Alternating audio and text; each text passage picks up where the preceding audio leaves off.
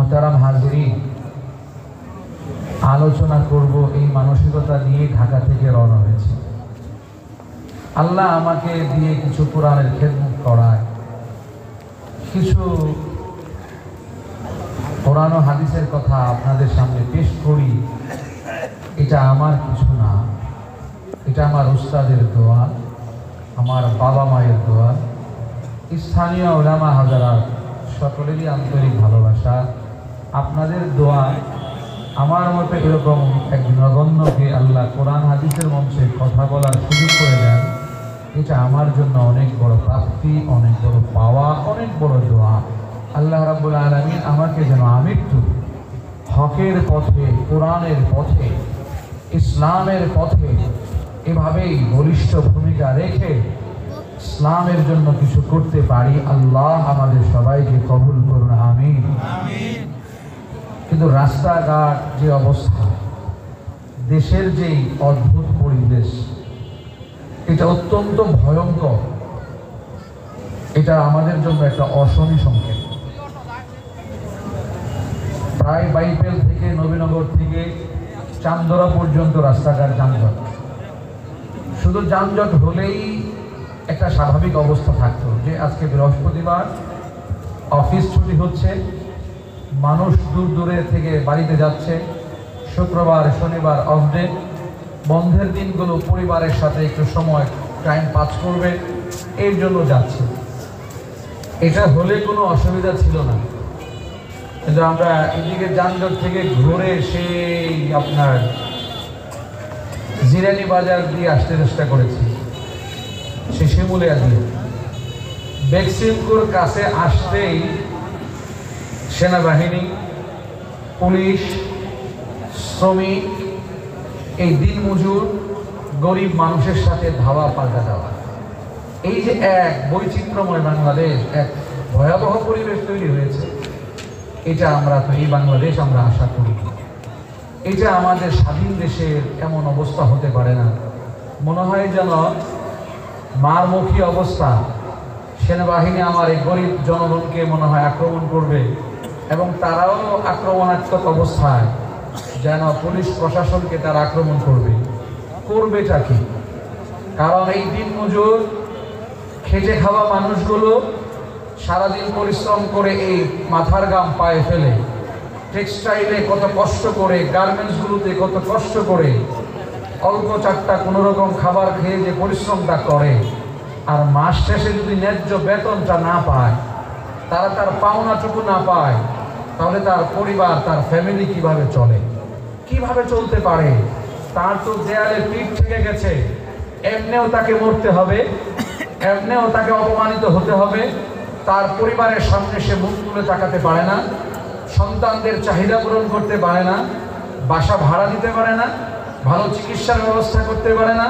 তাহলে স্বাভাবিকভাবে অপমানিত হয়ে মৃত্যুবরণ করার চাইতে পুলিশের, প্রশাসনের, সরকারের বন্দুকের নলের সামনে মৃত্যুবরণ করাটাকেই সে বেছে নিয়েছে, মনে করেছে এটা উত্তম।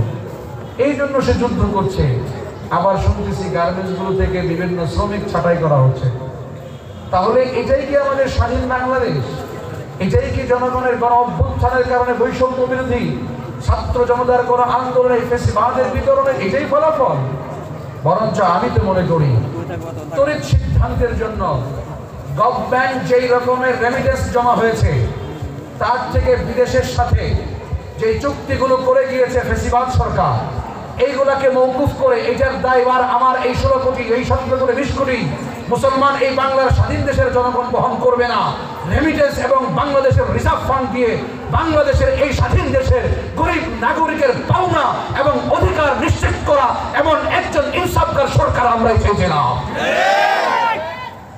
কিন্তু আমার আপনার গরিবের এই কষ্ট, গরিবের এই দুঃখ দুর্দশা, এটা মনে হয় আমার আপনার কপালের লিখন। এমনিও মরতে হবে, সন্তানের মুখের দিকে তাকানো যায় না, ভালো কোনো খাদ্য, ভালো কোনো পোশাক বস্ত্রের ব্যবস্থা করা যায় না, এই দিকে সরকার আমার আপনার জন্য কোনো পদক্ষেপ নেয় না। আমরা তো কাউকে সরকার বানাইছি এই জন্য নয় যে তার বন্দুকের বুলেটের নল আমার বুকের, আমার গরিব শ্রমিকের দিকে থাকবে, এটা তো নয়। যদি আল্লাহর রসুলের আদর্শ থাকতো, আর যদি মদিনার সনদে রাষ্ট্র পরিচালনা হতো, কোরআনী বিধান রাসূলের সুন্নাহ দিয়ে যদি এই দেশ পরিচালিত হতো, আর এই আওয়াজ যদি উঠতো, তাহলে আজকে প্রত্যেকটা শ্রমিকের রাস্তায় নামতে হতো না। ওমরের মতো, আবু বকরের মতো, আলীর মতো, উসমানের মতো প্রত্যেকের ঘরে ঘরে তার অধিকার, তার প্রয়োজন রাষ্ট্রপ্রধান, রাষ্ট্রের প্রধান যারা হতো, দায়িত্ব যারা নিত, তারা পৌঁছে দিত এবং কি কি প্রয়োজন চাহিদা মেটাবার চেষ্টা করত। কিন্তু জনগণ আওয়াজ তুলেছে ফেসিবাদ নির্মূল এবং পতন। ঠিক আছে, ফেসিবাদ 16 বছরের ফেসিবাদের পতন, তার নির্মূল, তার দেশান্তর আমরা চেয়েছি এবং করেছি। কিন্তু তখন তৎক্ষণাৎ আমাদের দরকার ছিল এই আওয়াজ ওঠানো, এমন একজন রাষ্ট্রপ্রধান হওয়া, এমন একজন প্রধান উপদেষ্টা হওয়া যার মধ্যে আছে ইনসাফ, যার মধ্যে আছে আদর্শ, যার মধ্যে আছে জনগণের দরদ, যার মধ্যে আছে দেশের ভালোবাসা, যার মধ্যে আছে নববী সুন্নাহ, যার মধ্যে আছে কোরআনের শিক্ষা। এরকম একজন আদর্শ কোন হাক্কানি রব্বানি আল্লাহওয়ালাকে যদি বানানো যেত, আল্লাহর রাসূলের আদর্শে এই দেশ এখন জান্নাতের দেশে পরিণত হতো। কিন্তু মুহতারাম, এই স্লোগান উঠায় নাই, এই জন্য একজনকে বানাইছে আইন উপদেষ্টা, বৈশা বৈশা নানান বাহারি রঙের আইন বানানো হয়েছে প্রধান উপদেষ্টা, বসে বসে ওইরকম নর্তকী মার্কা যারা যার বৌদিয়া সিনেমা এবং ফিল্ম বানায়া এবং শাপলা চত্বরের এমন এক স্পর্শকাতর বিষয়, এরকম ভাবে উলামায়ে কেরামকে নিয়ে যারা কটূক্তি করে, এরকম নগ্ন অশ্লীল সিনেমা যারা উপহার দেয়, তাদেরকে উপদেষ্টা বানানো হয়, উলামায়ে কেরামের পরামর্শ গ্রহণ করা হয় না। এই দেশের ভাগ্যাকাশে এরকমই আরো সামনে কত ভয়াবহ পরিস্থিতি আসবে, এটা কল্পনাও করা যাবে না। এখন থেকেই একটাই স্লোগান, আগামীর সংবিধান আল কোরআন, আগামীর সংবিধান আস সুন্নাহ, আগামীর রাষ্ট্রপ্রধান হবে কোরআনওয়ালা, হাদিসওয়ালা, উলামায়ে কেরাম, রব্বানি আলেম সমাজ। এই স্লোগান এবং এই আওয়াজ যদি উঠাতে পারে, তাহলে নিমিষে এই গরিব দিনমজুরকে আর রাস্তায় নেমে হাজারো মানুষের রাস্তা বন্ধ করে তাদের কষ্টের কারণ হতো না। আল্লাহর নবী হাদিসের মধ্যে বলেন, উতুল আজীরা উজরাতাহু ক্বাবলা আন ইয়াজুফা ইলকা। আল্লাহর নবী মালিক পক্ষকে নির্দেশ দেন, ও মালিক পক্ষ, তোমরা তোমার শ্রমিকের পাওনা তোমরা এটা তার দেহের ঘাম, পরিশ্রমের ঘাম শুকানোর আগেই তার পাওনা, তার পারিশ্রমিক পৌঁছায় দাও। আল্লাহর নবীর এই সুন্নাহ যদি হতো, আল্লাহর নবীর এই একটা হাদিসের উপরে আমল যদি হতো, তাহলে আজকে এই বসে বসে দেখি রাস্তা দিয়ে চলাফেরা করলে ভাঙা রাস্তাকে সংস্কার করে, গরিব মানুষ খাবার পায় না, দেশের নাগরিক বেতন পায় না, চিকিৎসা ভালো সেবা পায় না, তার ন্যূনতম অধিকারটুকু পাচ্ছে না। এখন রাস্তা উন্নয়ন করার সময়, এখন রাস্তা ডেভেলপ করার সময়, যেই কাজ যেখানে আছে শুধু চলাচলের জন্য ব্যবস্থা করে বন্ধ করে জনগণের ন্যায্য অধিকার বাস্তবায়ন করার সময়। অন্যথায় এই ফেসিবাদের মতোই এই উন্নয়নের তাবিজ জয়পা, নিজের ব্যাংক ব্যালেন্স আর বিদেশে বাড়ি আর টাকা সম্পদ জমানো আর বেগম পাড়া তৈরি করা, এমন মানসিকতা যদি থেকে থাকে, তাহলে ফেসিবাদ থেকে শিক্ষা গ্রহণ করতে হবে, আপনাদের পরিণতি এর থেকেও ভয়াবহ হবে। কিন্তু মুহতারাম, এই জন্য আমরা আমাদের দায়িত্ব হলো, আমাদের আবেদন হলো যে এই গরিব দুঃখী জনগণের যে পাওনাগুলো আছে এটাকে পরিশোধ করার চেষ্টা করা, এগুলাকে যথাসময় উপযুক্ত সময় প্রত্যেকের পাওনা যথাভাবে সঠিকভাবে পৌঁছায় দেওয়া। এখন এই হাজার হাজার শ্রমিকগুলোকে ছাঁটাই করতেছে, তাহলে এই পরিবারগুলো কোথায় যাবে? এই ফ্যামিলি কোথায় যাবে?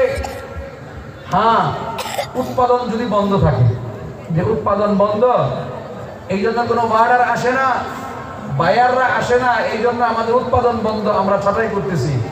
তো ছাঁটাই করা হলো দেশের নাগরিক, রাষ্ট্রপ্রধানের কাজ কি? যেই দেশের নাগরিকের ভাত নাই, বেতন নাই, চাকরি নাই, ন্যূনতম বাঁচার অধিকারটুকু নাই, এই দেশে রাষ্ট্রপ্রধানের জিম্মাদারি কি? যদি আল্লাহর সিরাত, আল্লাহর নবীর সিরাত যদি তার সামনে থাকতো, তাহলে রাষ্ট্রপ্রধান জানতো তার কি দায়িত্ব। আল্লাহ নবী কেউ যদি মারা যেত, আল্লাহ নবী জানাজা পড়াবার আগে খোঁজ নিতেন তার কোনো ঋণ আছে কিনা, তার কোনো লেনদেন পাওনা আছে কিনা, তার রেখে যাওয়া কোনো সম্পদ আছে কিনা, এটা চিন্তা করত। তো আল্লাহ নবী জিজ্ঞেস করত কে তার ওয়ারিস। এই লোক আজকে যার আমি জানাজা পড়াবো, এই লোকের ওয়ালি ওয়ারিস কারা।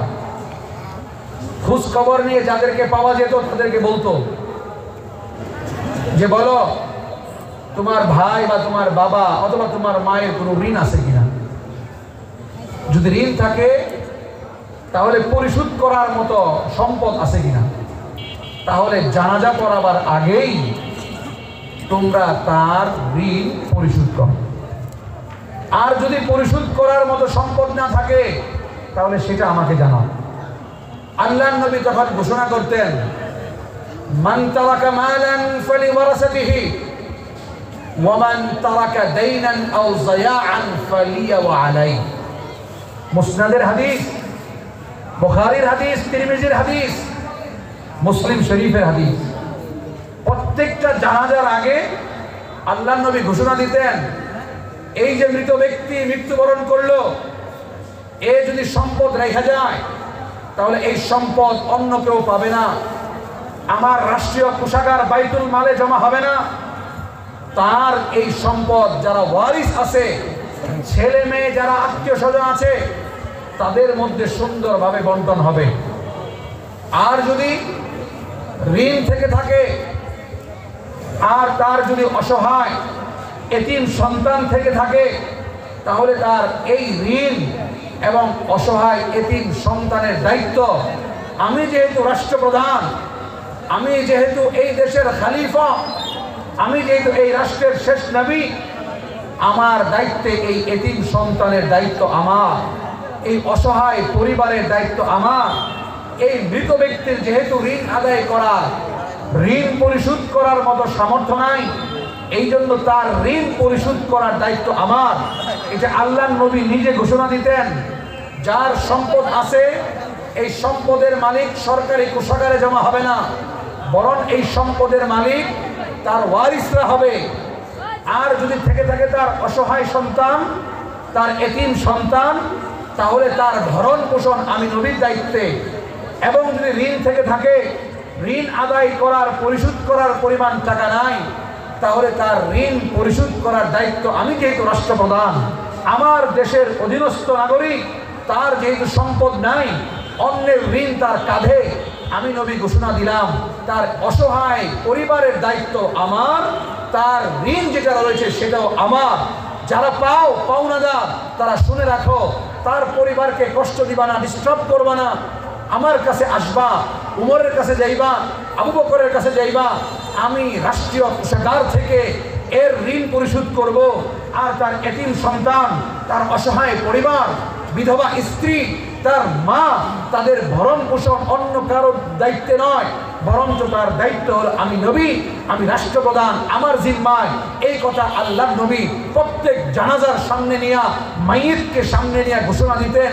এখান থেকে আমাদের শিক্ষা হলো এটাই, যদি আমার দেশে দুর্ভিক্ষ দেখা দেয় অথবা যদি কর্মসংস্থান না থাকে, বেকার থাকে, পরিবার অসহায় থাকে, বিধবা থাকে, এতিম থাকে, গরিব থাকে, তাহলে তার চিকিৎসা, খাবার, অন্ন, বস্ত্র, বাসস্থান, ন্যূনতম একজন মানুষের মানবিক যে অধিকারগুলো আছে, এই অধিকারগুলো আমার আপনার এলাকার জনগণের নয়, বরঞ্চ মুসলিম দেশের মুসলিম রাষ্ট্রপ্রধানের দায়িত্ব।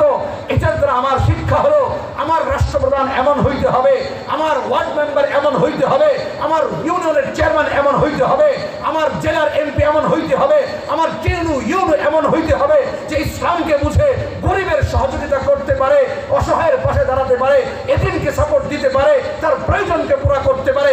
এমন রাষ্ট্রপ্রধান, এমন চেয়ারম্যান, এমন এমপি, এমন মন্ত্রী আমার রাষ্ট্রের দরকার। তাহলেই এই দেশে শান্তি আসবে, সোনার দেশ গড়বে, জান্নাতি পরিবেশ গড়বে। এই স্লোগান আমার আপনার এই দেশ থেকেই ওঠা দরকার। যদি এরকম হয়, রাষ্ট্রপ্রধান নবীর সিরাতকে জানে, নবীর সুন্নাহকে জানে, নবীর আদর্শ জানে, নবী কিভাবে রাষ্ট্র পরিচালনা করেছেন, নবী কিভাবে দেশ পরিচালনা করেছেন, নবী কিভাবে বিভিন্ন দেশের সাথে সম্পর্ক রেখেছেন, কিভাবে দেশকে বিভিন্ন দেশের সাথে উন্নয়নমূলক সম্পর্ক রেখেছেন।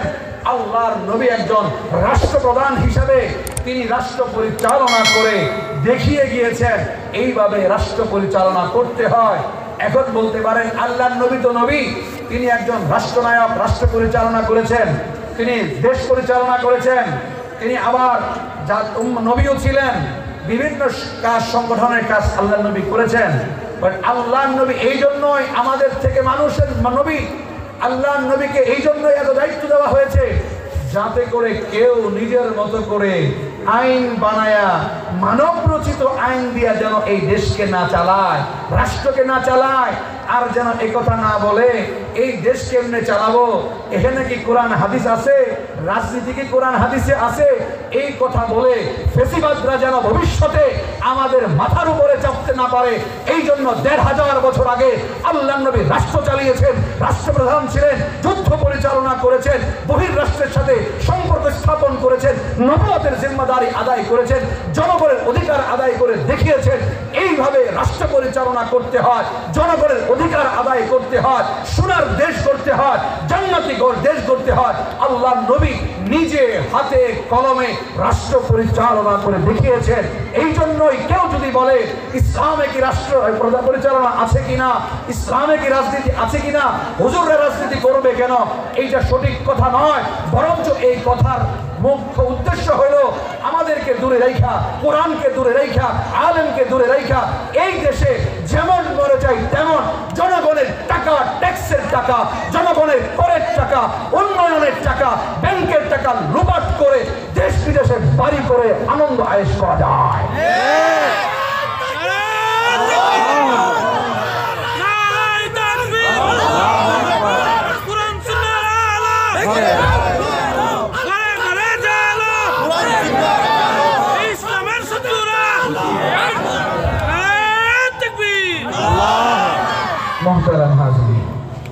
এই যে এক ধরনের মুখরোচক কথা যে ইসলামে কি রাজনীতি আছে কিনা, রাষ্ট্র পরিচালনার নিয়ম নীতি আছে কিনা, এই কথা বলে আমাদেরকে ইসলাম থেকে, দেশ থেকে সরিয়ে নিজের মন মতো করে দেশ গড়বা, দুর্নীতি করার, অন্যায় করার চেষ্টা করে।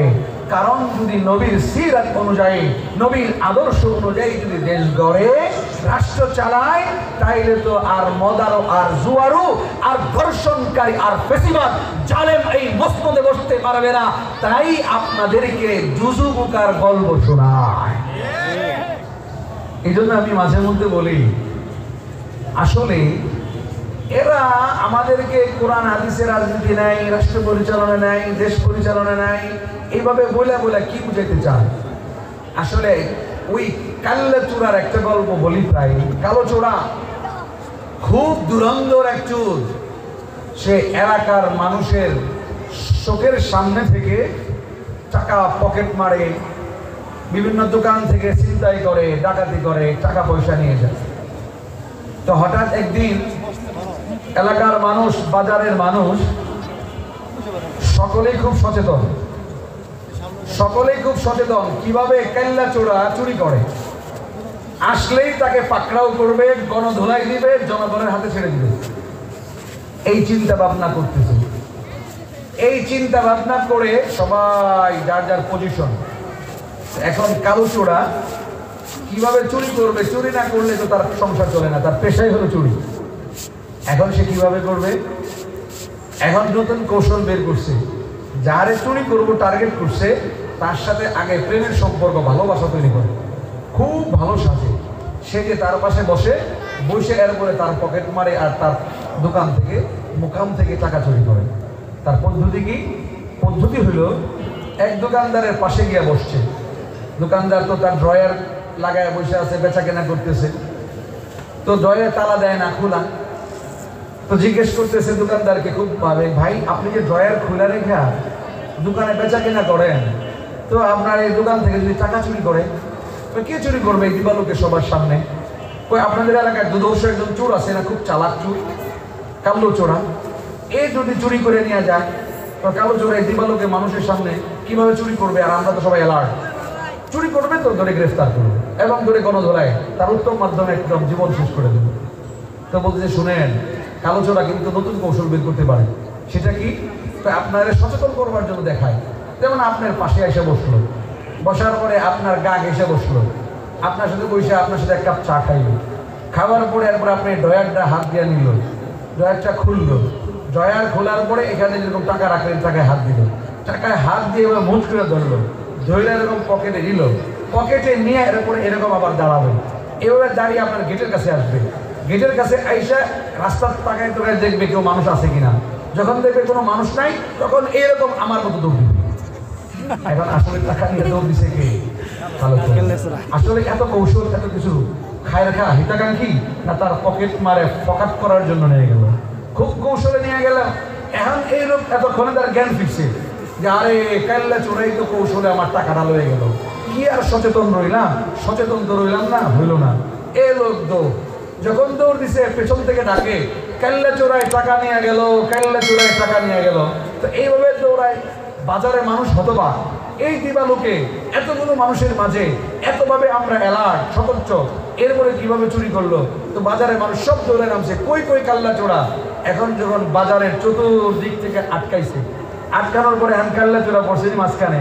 সচরাচর সবাই কাল্লা চোরাকে চিনত না, এখন যেহেতু সবাই চিনে না, এই মানুষের ভিড়ের মধ্যে মিশে গিয়া সেও স্লোগান দেয় কাল্লা চোরা টাকা নিয়ে গেল, কাল্লা চোরা টাকা নিয়ে গেল। কারণ কাল্লা চোরাও কয় টাকা নিয়ে গেল, আর মানুষ যার টাকা নিছে সবাই জনগণ বলে কাল্লা চোরায় টাকা নিয়ে গেল। এখন কাল্লা চোরা কোন জায়গায়? নিজেও স্লোগান দেয় যেন ধরা না পড়ে কাল্লা চোরায় টাকা নিয়ে গেল। এর মাকসাদ কি? কালো চোরাকে ধরা দেওয়া না নিজের গোপন রেখে জনগণের লগে মিশে যাওয়া? নিজেকে গোপন রেখে জনগণের সাথে মিশে যাওয়া, এটা হলো নিজের আত্মরক্ষার এক কুটো কৌশল, অপকৌশল। ঠিক এমনই ভাবে যারা বলে ইসলামের মধ্যে রাজনীতি নাই, রাষ্ট্র পরিচালনায় পৌরনীতি নাই, এই দেশ রাষ্ট্রনীতি নাই, যারা এই কথাগুলো বলে তারা আসলে আলেমদেরকে রাষ্ট্র পরিচালনায় দেখতে চায় না। কারণ চালাইলে রাষ্ট্র ইনসাফের সাথে চলবে, দেশ ভালো চলবে, সোনার নাগরিক হবে, কোরআন দিয়ে দেশ চলবে, ইসলাম দিয়ে দেশ চলবে, সুন্নাহ দিয়ে দেশ চলবে। এবং তারা তাদের যে ছাত্র উদ্ধার করতে পারবে না, পাচার করতে পারবে না, মদ খাইতে পারবে না, জুয়ার হতে পারবে না, ঘুষ নিতে পারবে না, বেগমপাড়া বানাতে পারবে না, দেশের টাকা পাচার করে ভিন দেশে নিয়ে জমায়া আমোদ ফুর্তি করতে পারবে না। এই জন্য আসলে নিজেদেরকে আত্মরক্ষার জন্য ইসলামের মধ্যে রাষ্ট্রনীতি নাই, রাজনীতি নাই, এই কথা বলে নিজেদের ধান্দাকে হাসিল করবার অপকৌশল, বাস্তবতা নয়। কারণ আল্লাহর নবী একজন সফল, দক্ষ, বিচক্ষণ রাষ্ট্রনায়ক ছিলেন, সফল রাষ্ট্র পরিচালনা করেছেন। আল্লাহর নবী দেশ কিভাবে চালাতে হয় এইভাবে দেশকে পরিচালনা করে আল্লাহর নবী দেখিয়ে গেছেন। যদি সেই ইসলাম দ্বারা, কোরআন দ্বারা রাষ্ট্র এই পরিচালনা হতো তাহলে এই দেশে আর দাঙ্গা হাঙ্গামা ফাসাদ থাকতো না, এই সোনার দেশ শান্তিপূর্ণ দেশ হতো। কিন্তু আমরা আফসোসের সাথে বলি সেই 2018-তেও ওলামায়ে কেরামের রক্ত টঙ্গিতে ঝরিয়েছে যেই সাদিয়ানি সন্ত্রাসী গ্রুপরা, ঠিক একই কায়দায় স্বাধীন দেশের এই দেশে ইসলাম মাইন্ডেডের দেশে আবার আমার আপনার এই রাতের ভোর গভীর রাতে ওলামায়ে কেরামকে নিহত করলো, জখম করলো। এটা যদি তখনই ইসলামী রাষ্ট্র হতো আর তাদেরকে মামলা দিয়া গ্রেফতার করে এই দেশে চৌরাস্তার মুঠে শাহবাগে দাঁড়ায়া ওই ওয়াসিফ কমদেরকে ফাঁসি দেওয়া হতো, কতলের বিনিময়ে কতল করা হতো, হত্যার বিনিময়ে হত্যা করা হতো। আজকে উলামায়ে কেরামকে 24 সালে কোনো অভ্যুত্থানের বিজয়ের পরে আবার টঙ্গিতে রক্ত ঝরাতে হতো না। কিন্তু ওই দিনের বিচার না হওয়ায় আজকে এই সন্ত্রাসী চক্রগুলো বারে বারে উলামায়ে কেরামের রক্ত ঝরিয়ে তারা রক্ত পিপাসু হয়ে গিয়েছে। এই জন্য ইসলাম বলে আল কিতাল, আল্লাহর নবী বলেন যে কিসাস ইসলামের মধ্যে শরীয়তের বিধান, হত্যা করবে এর বিনিময়ে হত্যা করো। একজনকে জান দিয়ে হত্যা করেছে, জীবন দিয়ে ফেলেছে, তার বিনিময়ে কিসাস। কুতিবা আলাইকুমুল কিসাস, কোরআনের বিধান। যদি কেউ অন্যায়ভাবে আরেকজনকে হত্যা করে, আরেকজনকে মেরে ফেলে, তাহলে তার শাস্তি হলো যেহেতু হত্যা করেছে এই জন্য তার শাস্তি জনসম্মুখে এসে তাকেও হত্যা করা হবে, যাতে করে ভবিষ্যতে কোনো মানুষ আর হত্যার মতো জঘন্য এই কবিরা গুনাহ অপরাধ করার চেষ্টা না করে। এইরকম একটা শাস্তি ইসলামের এই বিধান আছে। যদি এই বিধানটা বলবৎ হইতো, এই বিধানটাকে যদি বলবৎ করা যেত, বাস্তবায়ন করা যেত, এই দেশে আর মানুষকে হত্যার নামে যেভাবে গুম করার এক ট্র্যাজেডি চালু হয়েছে, এইটা আর আমার আপনার দেশে প্রচলিত থাকতো না। আপনি চিন্তাই করতে পারবেন না, এইটা আল্লাহর নবীর আদর্শ হতেই পারে না। একজন নিরীহ মুসলমানের উপরে আরেকজন নিরীহ মানুষ এমন ভাবে আঘাত করা, রক্তাক্ত হবে, কষ্ট পাবে, কথা দিয়ে এমনকি চোখ বাঁকা করে, ঠোঁট বাঁকা করে ব্যঙ্গ করা বিধান শরীয়তে। কারণ ইসলাম কি বলে? বুখারীর হাদিস, আল্লাহর নবী ইরশাদ ফরমান, আল মুসলিমু মান সালিমাল মুসলিমুন মিন লিসানিহি ওয়া ইয়াদিহি। মুসলমান কাকে বলে? মুসলমান বলা হয় যার হাত এবং মুখের অনিষ্টতা থেকে অপর আরেকজন মুসলমান নিরাপদ। মুসলমান তাকেই বলে যার মুখ এবং হাত এর অনিষ্টতা থেকে, আঘাত থেকে অপর মুসলমান নিরাপদ থাকে, তাকেই মুসলমান বলা হয়, অন্যথায় তাকে মুসলমান বলা যায় না। তাহলে দেখুন, হাতের দ্বারা থাপ্পড় দেওয়া অথবা একটা ঘুষি দেওয়া, এটা একটা অপরাধ, ছোট গুনাহ। একটু হত্যার থেকে, জখম করা থেকে ছোট। বাকি অন্যায়ভাবে কাউকে থাপ্পড় দেওয়া, ঘুষি দেওয়া, এটাও কবিরা গুনাহ। এমনকি কারো সমালোচনা করা মুখ দিয়ে, এমন ভাবে গীবত করা যেটা তিনি কষ্ট পাবে, তার অগোচরে, তার পেছনে তার সমালোচনা করা, তার দুশ্চর্চা করা, তার গীবত দেওয়া, বদনাম করা, কুৎসা রটানো, এটাও কবিরা গুনাহ। তাহলে যেই জায়গায় মুসলমানের সংজ্ঞা, ডেফিনিশন আল্লাহর নবী দিলেন, আল মুসলিমুনা মান সালিমাল মুসলিমুন মিন লিসানিহি ওয়া ইয়াদিহি, হাত এবং মুখের অনিষ্টতা থেকে কষ্ট পাওয়া, নিরাপদ থাকবে সেই মুসলমান। কিন্তু আজকে যে তাবলীগ মানুষকে মানুষ বানায়, চোরকে ভালো মানুষ বানায়, জাকাত সন্ত্রাসীকে সোনার মানুষ বানায়, আল্লাহ ভোলা মানুষগুলাকে আল্লাহওয়ালা বানায়, মদ খাওরকে মদ ছেড়ে দিয়া আল্লাহ আল্লাহর জিকির করনেওয়ালা বানায়, তসবিহওয়ালা জিকির করনেওয়ালা বানায়, দাড়িবিহীন লোককে দাড়িওয়ালা বানায়, টুপি ছাড়া লোককে টুপিওয়ালা বানায়, পর্দাওয়ালা বিহীন পরিবার চলতো এই তাবলীগের মেহনতে, তার পরিবার পর্দাওয়ালা হয়। দস্তরখানা বিছায়া আগে খাবার খেত না, দস্তরখানা বিছায়া খায়। মেসওয়াক করা সুন্নাত, এটা জানতো না, মেসওয়াক করা শিখায়। সুরমা লাগানো সুন্নাত, এটা জানতো না, এটা শিখায়। ডান পা দিয়ে মসজিদে ঢুকতে হয়, এটাতেই তাবলীগওয়ালা শিখায়। বাম পা দিয়ে বের হতে হয়, যে তাবলীগওয়ালারা শিখায়। ডান কাতে ঘুমাতে হয়, যে তাবলীগওয়ালারা শিখায়। ডান হাতে খাবার খেতে হয়, ধোঁয়া পরে খেতে হয়, যে তাবলীগওয়ালারা শিখায়। বুকে বুক মিলানো, ভাই ভাইয়ের সম্পর্ক তৈরি করা যে তাবলীগওয়ালারা শিখায়, সেই তাবলীগের মধ্যে কেন একজন মুসলমান আরেকজন মুসলমানের রক্তপাত হবে, কেন সংঘর্ষ হবে, জীবন নাশ কেন হবে, হত্যার মতো জঘন্যতম এই অপরাধ কেন ঘটবে? বারবার এই টঙ্গীর ময়দানে উলামায়ে কেরামের, নিরীহ উলামায়ে কেরামের রক্ত ঝরছে, ঝরতেই আছে। আপনারা অপমান জনতা যারা আছেন, একটু আওয়াজও তুলেন না, একটু আওয়াজও তুলেন না। আর মসজিদে মসজিদে এখন এই গ্রুপগুলা, সাদানিয়া গ্রুপগুলা উলামায়ে কেরামকে বয়কট করে, তাবলীগ জামাতগুলো করে, ইজতেমাগুলো করে, তারা এই দেশে চলে। আর আপনাদের আলেম উলামাদেরকে, আপনার ইমামকে, আপনার খতিবকে, আপনার উস্তাদকে আঘাত করে, কত কথা বলে, এরপরও তার সাথে আপনারা চলেন ফিরেন। অনেক মসজিদে আর সাদানিয়া গ্রুপ চলে, কিন্তু উলামায়ে কেরাম চলতে পারে না। আবার বলে হুজুর মিলেমিশে চলেন। তাদের চরিত্র উলামায়ে কেরাম বুঝতে পেরেছে। টঙ্গীর ময়দানে বারবার উলামায়ে কেরাম রক্ত দিচ্ছে। এই জন্য উলামায়ে কেরাম আপনাদেরকে সতর্ক করে, এই জন্য আপনাদের থেকে আওয়াজ হওয়া দরকার। আগামীকাল এই জন্যই বিভিন্ন এলাকাতে এই প্রতিবাদ হওয়া উচিত। প্রত্যেকেই নিজ উদ্যোগে এই আওয়াজ তোলা উচিত, এই কথা বলা উচিত। সাদানিয়ারা যাদের হাতে আলেম উলামা, মাদ্রাসার ছাত্র এবং নিরীহ তাবলীগীদের রক্ত ঝরেছে, এই দেশে তাদেরকে আগামীকাল থেকেই চূড়ান্তভাবে অবাঞ্ছিত নিষিদ্ধ ঘোষণা করতে হবে।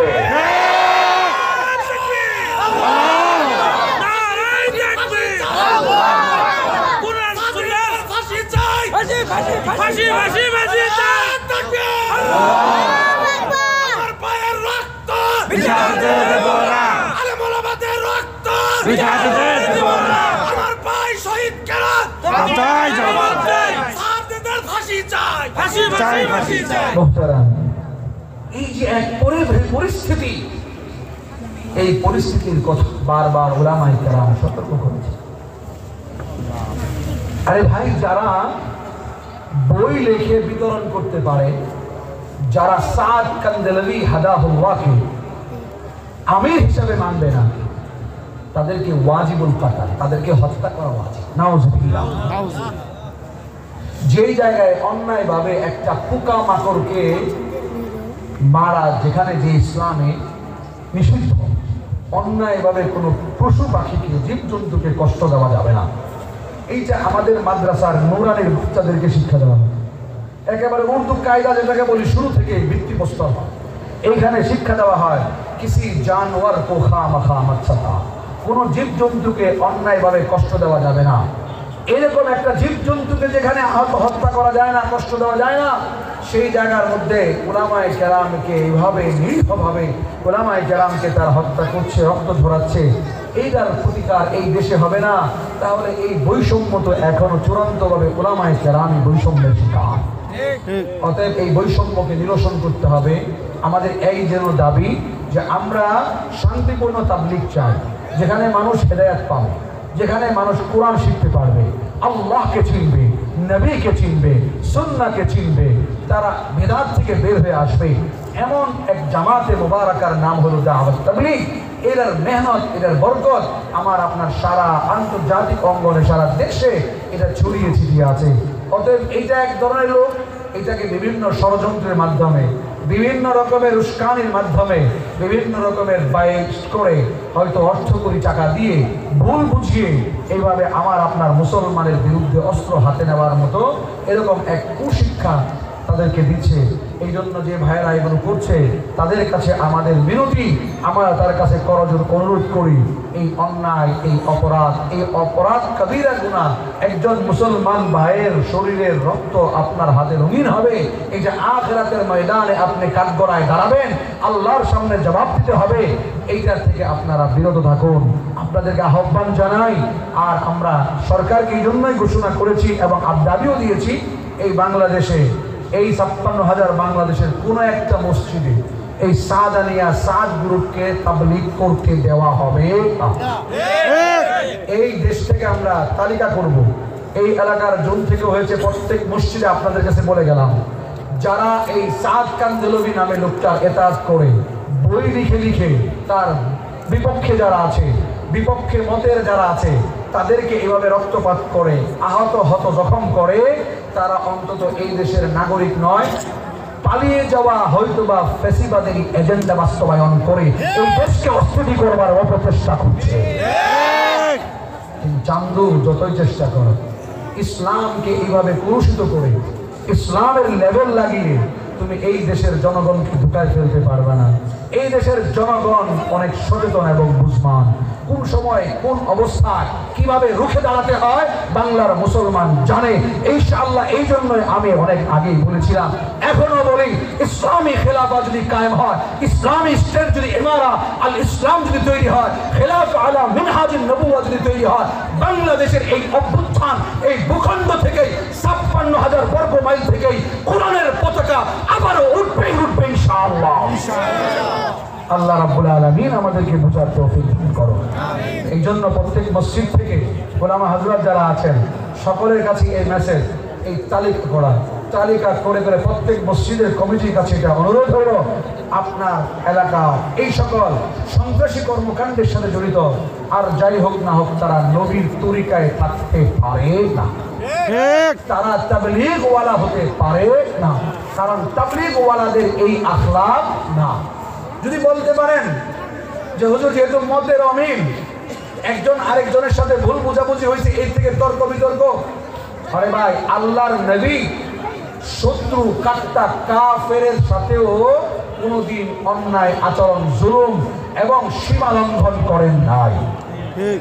আল্লাহর নবীর সিরাতে নববীতে, আল্লাহর নবীর 63 বছরের জিন্দেগিতে একটা জীবনেও এক বিন্দু পরিমাণ এমন কোন ঘটনা, এমন কোন ইতিহাস দেখাতে পারবে না যেখানে আল্লাহর নবী কোনো কাফের, কোনো হিন্দু, কোনো খ্রিস্টান, কোনো মুশরিকের উপরে অন্যায়ভাবে হাত তুলেছেন অথবা অর্ডার করেছেন অথবা তাকে দেশান্তর করেছেন অথবা তার সুযোগ সুবিধা নাগরিক হিসেবে বন্ধ করে দিয়েছেন, এমন কোনো নজির পৃথিবীর ইতিহাসে কেউ দেখাতে পারে নাই আর পারবেও না।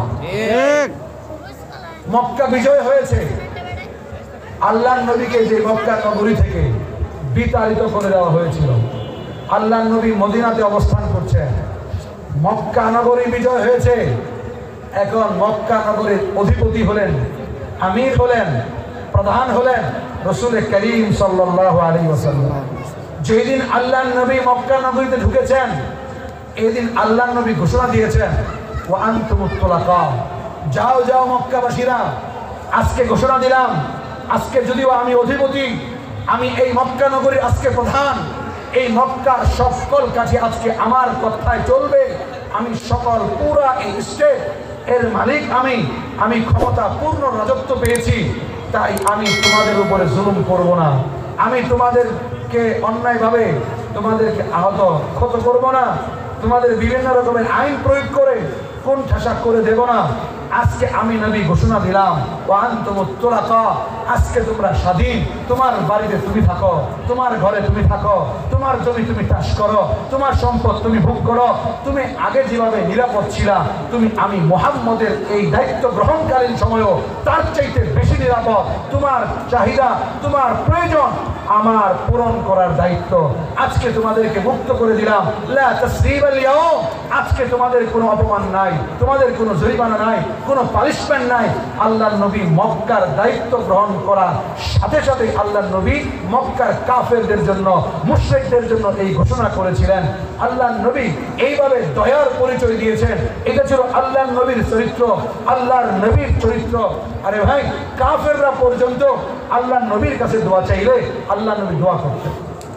কাফেরদের জন্য তাদের আবেদনে আল্লাহর নবী দোয়া করেছেন, এমন নজির কোথাও দেখাতে পারবে না যে বিরোধী দল শত্রুতা করে, বিরোধিতা করে, তার এগেইনস্টে কাজ করে প্রকাশ্যে এবং গোপনে, কিন্তু অপর পক্ষের দল তাকে সুযোগ দিবে, তার জন্য কাজ করবে, তার জন্য দোয়া করবে, এমন নজির এমন পৃথিবীর ইতিহাসে কোনো রাষ্ট্রপ্রধান দেখাইতে পারবে না। কিন্তু আবার আল্লাহর নবী দেখাইছেন। বুখারীর বর্ণনা, সুফিয়ান রাদিয়াল্লাহু তাআলা আনহু, যখন সুফিয়ান ইসলাম ধর্ম গ্রহণ করে নাই, ইসলাম ধর্ম গ্রহণ করার আগেই মক্কায় দুর্ভিক্ষ দেখা দিয়েছে, মানুষের খাবার নাই, বস্ত্র নাই, হাহাকার হাহাকার। মানুষ তখন মরা গরুর হাড্ডি, চামড়া এইগুলো খেয়ে খেয়ে জীবন ধারণ করছিল। আবু সুফিয়ান চিন্তা করলো, যাই হোক না হোক, আমরা তো নবীকে নবী মানি না, নবীর সাথে আমাদের সম্পর্ক নাই, কিন্তু আমরা শুনছি নবী তিনি বড় দয়ালু, তিনি বড় মেহেরবান, তিনি বড় আপন করে নিতে পারে মানুষকে, যেই যায় কাউকে খালি হাতে ফেরায় না। তাহলে আমি যেহেতু এখন এই মক্কার দায়িত্বে আছি, আমি আবু সুফিয়ান আল্লাহর নবীর কাছে যাই, আল্লাহর নবীর কাছে যাইয়া একটু ফরিয়াদ করি, একটু আপিল করি, যেন একটু আমাদের জন্য বরকতের দোয়া করে, যেন আমরা মক্কা নগরীর মানুষ যারা আছি আমরা নিরাপদে চলতে পারি। আবু সুফিয়ান আল্লাহর নবীর কাছে বলতেছেন, জিত্তা বিল হাক্কি ইয়া রাসূলুল্লাহ, হে ইয়া মুহাম্মদ, আপনি তো সত্য নবী এবং আপনি আমাদেরকে সবসময় আত্মীয়তার বন্ধন, আত্মীয়তার সম্পর্ক অটুট রাখবার জন্য আপনি আমাদেরকে বলেন, তো আমি তো আপনার আত্মীয় লাগি, আমি তো আপনার সম্পর্কে আত্মীয় লাগি, তো আপনি আমার দোহাই, আপনি এই আত্মীয়তার দোহাই দিয়ে বলি, একটু আপনার রবের কাছে ফরিয়াদ করেন। এই দুর্ভিক্ষ, খাদ্যের অভাব, মানুষ অনাহারে, মানুষ মারা যাচ্ছে, হাড্ডি খাচ্ছে, মরা আসবাবপত্র খাচ্ছে, নাপাক খেয়ে জীবনযাপন করতেছে, আপনি আপনার রবের কাছে একটু আমাদের জন্য উন্নতির জন্য দোয়া করেন, যেন আমাদের অবস্থার একটু পরিবর্তন ঘটে।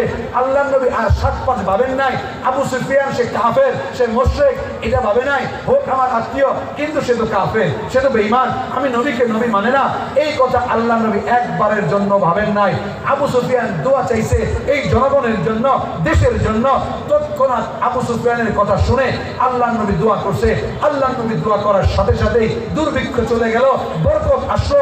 যে এই এলাকার মক্কা নগরীর মানুষ তার স্বাভাবিক জীবন যাপন আনন্দের সাথে করা আরম্ভ করে দিল। চিন্তা করুন, একজন কাফেরের জন্য, কাফেররা বসবাস করে, আল্লাহ নবীকে যারা কষ্ট দেয়, আল্লাহ নবীর বিরুদ্ধে যারা করে, নবীর জীবন যারা নাশ করতে চেষ্টা করে, তাদের জন্য আল্লাহ নবী দোয়া করছে। এমনকি মক্কা নগরীতে মুসলমানের সংখ্যা যখন দিন দিন বাড়তে লাগলো, তো মক্কা নগরীর মানুষকে খাবার দিবে না। যেহেতু মক্কা নগরীতে খাদ্য উৎপাদন হয় না, খাবার আসে শাম থেকে, খাবার আসে সিরিয়া থেকে, খাবার আসে বাহরাইন থেকে, এই সকল এলাকা থেকে খাবার আসে মক্কায়। তো এই সমস্ত এলাকা, শামের এই সমস্ত এলাকার প্রধান ছিল সুমামা ইবনে উসাল। সুমামা ইবনে উসাল তিনি ইসলাম ধর্ম গ্রহণ করে নাই, সবচেয়ে বড় পাওয়ারফুল লিডার।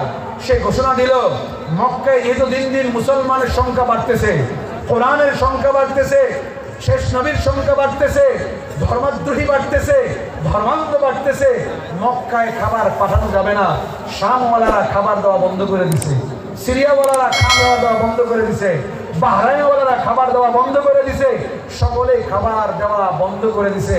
আপন আপন জায়গা থেকে খাবার দেওয়া বন্ধ। এখন মক্কা নগরীতে খাদ্যের অভাব।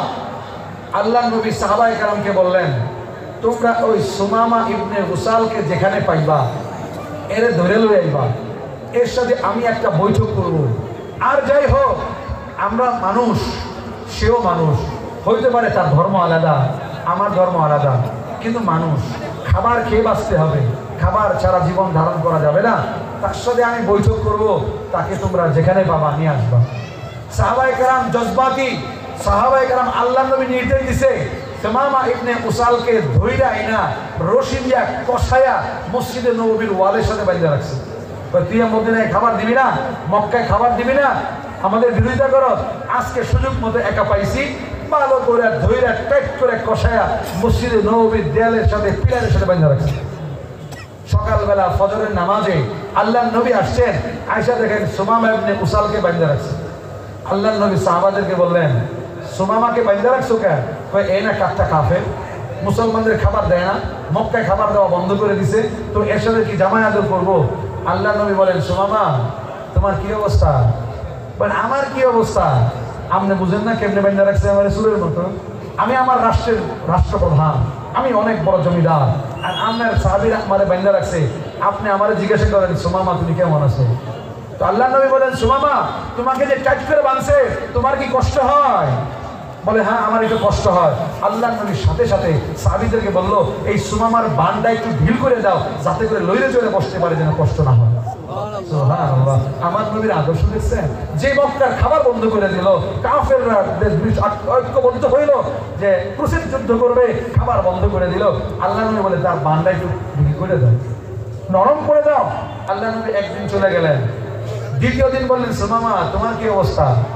মনে হয় আপনি আমারে মাইরেই ছাড়বেন, ভালো মতো চলতে দেন না, খাইতে দেন না, মনে হয় আপনি আমাকে হত্যা করবেন।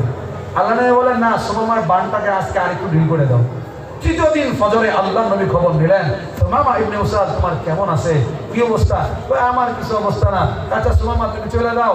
এই সাহাবায়েরা, সুমামারে কিছু বলতে হবে না, 3 দিন আমি নবী যে মসজিদে দাঁড়ায় নামাজ পড়াই, এই মুসল্লায় মসজিদে নববীতে আমি নামাজ পড়াই, কোরআনের আওয়াজ তার কানে অন্তত একটু হলেও গেছে, কোরআনের বাণী অন্তত পৌঁছাইছে, সাহাবাদের কি আদর্শ এইটা অন্তত জানে, আমি নবীর কি ভালোবাসা এটা জানে। আমি কোনোদিন মানুষকে কষ্ট দিই না, মানুষকে কোনোদিন আঘাত করি না, মানুষের কোনোদিন রক্তপাত আমি করি না, মানুষকে গলার সাথে গলা লাগাই, মানুষকে আমি ভালোবাসি, কোনোদিন মানুষকে কষ্ট দেই না। আরে সুমামারে ছেড়ে দাও, সুমামাকে ছেড়ে দাও।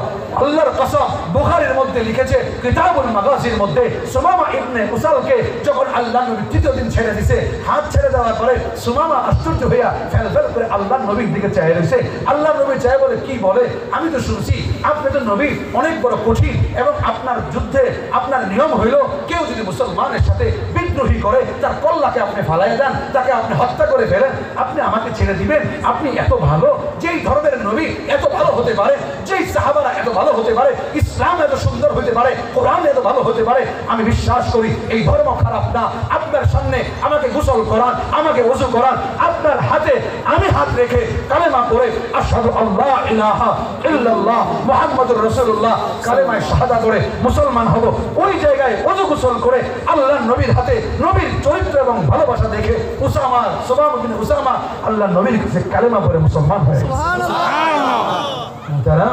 আমার বক্তব্য, আল্লাহর নবীর এই জীবন বিধান কাফের সাথেও ভিন্ন মতের সাথেও আল্লাহর নবী এরকম খারাপ আচরণ করে নাই। কিন্তু আমাদের কি অবস্থা হইল, আমাদের কি অবস্থা হইল, আমরা আলেম বুঝি না, তালেবে ইলম বুঝি না, তাবলীগ বুঝি না, নামাজি বুঝি না, মানুষের রক্ত কিভাবে আমরা পাপ করি, কিভাবে তার উপরে আঘাত করি, তাকে কিভাবে কষ্ট দেই, কিভাবে তাকে জখম করি, কিভাবে তাকে চোট দেই, এইটা আমার আপনার বুঝে আসে না। আর যাই হোক না হোক, যার দ্বারা রক্ত রঞ্জিত হতে পারে, মানুষ কষ্ট পাইতে পারে, কথার দ্বারা, হাতের দ্বারা, জবানের দ্বারা কষ্ট পাইতে পারে, আর যাই হোক না হোক নববী আদর্শের মুসলিম হতে পারে না, ইহুদি খ্রিস্টানদের দ্বারা এটা তাবলীগ হতে পারে না, এটা ইসলামের বিধান হতে পারে না, এটা ইসলামের সৌন্দর্য কোনো বিধান হতে পারে না, আল্লাহর নবীর আদর্শ এটা কোনোদিন হইতে পারে না। অতএব টঙ্গীর ময়দানে আমাদেরই এই স্লোগান এবং ঘোষণা, আমরা তাদের গায়ে হাত তুলব না, আইন আমরা তুলে নেব না। যদি আমরা আইন তুলে নিতাম, বাংলাদেশে যে কয়টা সাদানিয়া আছে যদি হাত তুলতামই, তাহলে তাদের একজনের হাড্ডি মাংস খুঁজে পাওয়া যেত না। যদি ইসলাম আমাদেরকে শিখায়, কোরআন আমাদেরকে শিখায় না, ইসলাম আমাদেরকে এই আদর্শের কথা বলে না, নবীর সুন্নতের কথা বলে না, এই দাঙ্গা এবং এই ফাসাদ, এই রক্তপাত ইসলাম পছন্দ করে না। ইসলাম ভ্রাতৃত্বকে শিখায়, সহনশীলতাকে শিখায়, আপন করে গলার সাথে গলা মিলিয়ে ভাই ভাই পরিণত হওয়াকে শিখায়। অতএব আমরা এই জন্য গভর্নমেন্ট সরকার আছে, আমরা গভর্নমেন্টের কাছে প্রস্তাব পেশ করেছি, তাদের জন্য আজীবন এই বাংলার মাটিতে সাদানিয়ারা যারা আছে তারা ইস্তেমা করতে পারবে না। যাদের ইশারায় হয়েছে তাদেরকে জনসম্মুখে ওই টঙ্গীর ইস্তেমাতেই ফাঁসির কাস্টে ঝুলাতে হবে। উলামায়ে কেরামের রক্ত বৃথা যাবে না ইনশাআল্লাহ। শাপলা চত্বরের রক্ত কিন্তু বৃথা যায়নি, সামনেও আর এই 18 সনের যে ডিসেম্বরে যে রক্তপাত হয়েছে সেটাও বৃথা যায়নি, এবারও বৃথা যায় না। এই জনগণ এখন বুঝতে পেরেছে তারা আসলেই ইসলাম প্রিয় নয়, তাবলীগ প্রিয় নয়, বরং এর অন্তরালে এই দেশে অশান্তি পরিচয় করতে চায় এবং এই দেশে যারা তাবলীগের ইস্তেমা না হতে পারে এমন একটা কৌটো কৌশল তারা চালিয়ে ইস্তেমাকে বানচাল করতে চায়। যদি এটা করে থাকে ভুল করবে, আমরা বলবো ইস্তেমা হবে, ইস্তেমা হবে ইনশাআল্লাহ। এই টঙ্গীর ময়দানে ইস্তেমা হবেই হবে, হতেই হবে ইনশাআল্লাহ। আল্লাহ রাব্বুল আলামিন আমাদেরকে তৌফিক দান করুন, আমিন। আল্লাহ তাআলা আমাদেরকে দ্বীনের পথে সমঝদারির সাথে, তাবলীগের সাথে, উলামায়ে কেরামের সাথে, উলামায়ে কেরামের রাহবরিতে থাকার তৌফিক দান করুন, আমিন। যে সকল মসজিদ থেকে আগামীকাল প্রতিবাদ এবং মানববন্ধনের ঘোষণা হবে, নিজ দায়িত্বে যারা অসুস্থ আছেন তাদের যাওয়ার প্রয়োজন নেই, যারা বৃদ্ধ আছেন হাঁটতে কষ্ট তাদের যাওয়ার প্রয়োজন নেই, যারা আমরা ইসলামের বলে বলিয়ান আমরা যারা প্রতিবাদ করতে সক্ষমতা রাখি, জুমার নামাজের আগে খাবার খেয়ে আমরা ইনশাআল্লাহ ওই প্রতিবাদ উলামায়ে কেরামের সমাবেশে শরীক হব। আল্লাহ আমাদের তৌফিক দান করুন, আমিন। এই সকল কোরআনের কথা, হাদিসের কথাগুলো যে মাদ্রাসা শিখায়, এই মাদ্রাসাগুলোর নামই হলো শামসুল উলুম। এই সকল মাদ্রাসাগুলোতে সোনার নাগরিক তৈরি করে, আদর্শ নাগরিক তৈরি করে। আপনি খুঁজে জেলখানাতে একটা লিস্টে দেখাইতে পারবেন না কোনো উলামায়ে কেরাম কোনো দর্শন, হত্যা, রাহাজানি, দুর্নীতি, টাকা পাচার, হুন্ডি, মানি লন্ডারিং, সুদখোর, ঘুষখোর, জুতারো মোদারো কোনোর সাথেই জড়িত নয়। অতএব উলামায়ে কেরাম আপনাদেরকে সঠিক পথ দেখায়, জান্নাতের পথ দেখায়। তো এই জান্নাতের পথ, এই সঠিক পথগুলো দেখাবে যদি এই মাদ্রাসাগুলো জিন্দা থাকে, এই মাদ্রাসাগুলো যদি সঠিকভাবে থাকে। এই জন্য আপনাদের 3টা কাজ। 1 নাম্বার কাজ, 3টা কাজ আমরা করতে পারবো ইনশাআল্লাহ। 1 নাম্বার কাজ, আপনারা আমরা যখনই দোয়া করব, তাহাজ্জুদে, ব্যক্তিগত আমলে, 5 ওয়াক্ত ফরজ নামাজের পরে, কোরআন তেলাওয়াতের পরে, এই জাতীয় শামসুল উলুম জাতীয় যত মাদ্রাসা আছে প্রত্যেকটা মাদ্রাসার জন্য 1 ফোঁটা চোখের পানি ফেলে দিয়ে আল্লাহর কাছে বলবেন, আল্লাহ এই শামসুল উলুমের মতো যত মাদ্রাসা আছে এই মাদ্রাসাগুলোকে কিয়ামত পর্যন্ত কায়েম এবং দায়েম রাখুন, আমিন। এই দোয়াটুকু করতে পারবেন না ভাই ইনশাআল্লাহ? আপনাদের কাছে এই একটা আমানত, একটা দায়িত্ব। 2 নম্বর দায়িত্ব হলো আপনার ছেলে, আত্মীয় স্বজন, ভাই, ভাগিনা, ভাতিজা যারা আছে তাদেরকে কোরআন শিখাবেন, দিন শিখাবেন, ইসলাম শিখাবেন, নবীওয়ালা জিন্দেগি শিখাবেন। কোথা থেকে শিখাবেন? এই মাদ্রাসাগুলো থেকে। 2 নম্বর জিম্মাদারি এবং আমানত হলো এই মাদ্রাসাগুলো আবাদ করার।